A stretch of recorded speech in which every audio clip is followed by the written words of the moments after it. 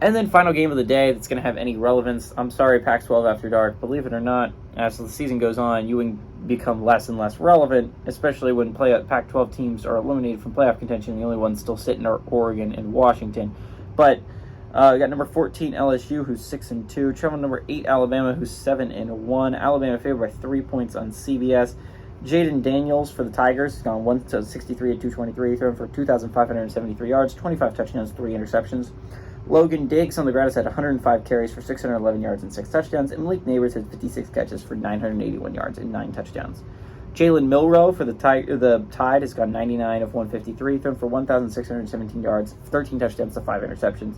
Jason McKellen has had 122 carries for 569 yards and 4 touchdowns, and Jermaine Burton's had 23 catches for 508 yards and 5 touchdowns. Alabama was 55-27 against LSU all time, although the last game did go to LSU in 2022, and LSU has been pretty competent as of late in this series. They've actually been splitting it a good amount of time. A lot of people remember the 2019 year where Joe Burrow lit up Bama.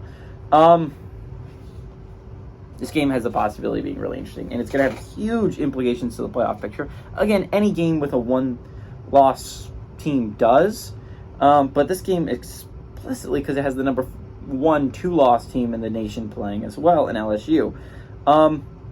If you're an Ole Miss fan, you really root for LSU in this one, right? If Bama wins this game, their path to the SEC championship game, all they have to do is beat Kentucky and Auburn. And that is it. And Bama is in the SEC championship game, and suddenly Ole Miss's path to the playoff comes a lot harder, right? Even with a win against Georgia, you sitting at home is not going to help you, and not playing in your championship game isn't going to help you if you're Ole Miss, right?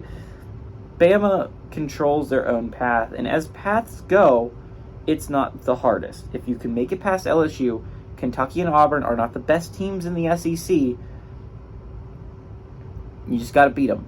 And then you have to really hope that you can beat Georgia or Missouri. Missouri's not out of this either. But I'm interested to see this one. I think LSU has an elite offense, and Bama's been able to win some games that they probably shouldn't have. I think what's interesting here is LSU's defense is a sieve, right? Like, it will let anyone score, and Bama is anyone. They can at least put up some amount of points. The problem is Bama's defense is good, but LSU's offense is arguably the best in the entire SEC. Not arguably, it is the best in the entire SEC, and it's one of the best in the entire nation. Jaden Daniels is a beast, Malik Neighbors is a beast, and you're not going to keep them down for very long. They're going to score some points. The question is, can you match that point total? I don't think they can. I like LSU to go on the road and pull off the upset, beat Bama, and we see some shockers late in the day that's going to change some serious playoff picture severely.